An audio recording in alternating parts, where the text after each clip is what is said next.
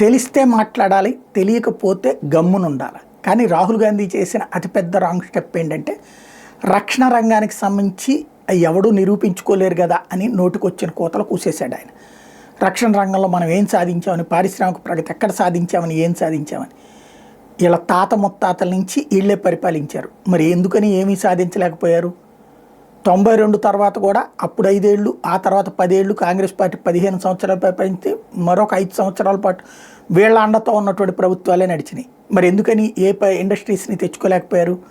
అదే ఈ 10 ఏళ్లలో ఇప్పటికే 25,000 కోట్ల రూపాయలు ఎగుమతులు, 1,40,000 కోట్ల రూపాయల మ్యానుఫ్యాక్చరింగ్ ఇండియాలోనే జరుగుతుంది రక్షణ రంగంలో. అది భారత ప్రభుత్వమే ఉంటుంది. 6 లక్షల కోట్ల 6.5 లక్షల కోట్ల రూపాయల రక్షణ బడ్జెట్లో దాదాపు 2.5-3 లక్షల కోట్లు ఇండియాలో ఉన్నటువంటి కంపెనీల నుంచినే భారత్ కొనుగోలు చేస్తుందంటే పరిస్థితి ఏంటో అర్థం చేసుకోవాలి. అది తెలియకుండా, అది తెలుసుకునే ప్రయత్నం చేయకుండా చైనా వాడి డ్రోన్ ఒకటి పట్టుకొచ్చి వాళ్ళు చూడండి ఎంత పవర్ఫుల్ డ్రోన్లు తయారు చేస్తారు, మనం ఎక్కడ ఉన్నాం అని చెప్పి అడిగాడు. ఈయన పోనీ వెళ్ళేవాడు నన్ను అడిగాడు ఎక్స్పర్ట్ని, ఏం లేదు అట్లాంటి పిచ్చి మాటలు మాట్లాడాడు.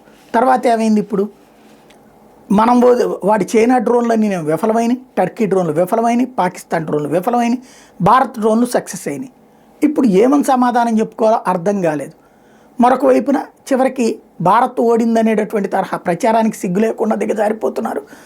అదే సందర్భంలో అంతర్జాతీయంగా భారతదేశం యొక్క ప్రతిష్టని ప్రపంచవ్యాప్తంగా చర్చించడానికి వెళ్తున్నటువంటి కమిటీల మీదన బురద వేసుకునేటటువంటి కార్యక్రమంలో ఉన్నది పార్టీ. మరి వాళ్ళు ఏమనుకుంటున్నారు? మనం ఏమన్నా ఇక్కడ ఓట్లు కాదు పాకిస్తాన్లో ఓట్లతో గెలవగలం అనుకుంటున్నారంటే అర్థం కాదు.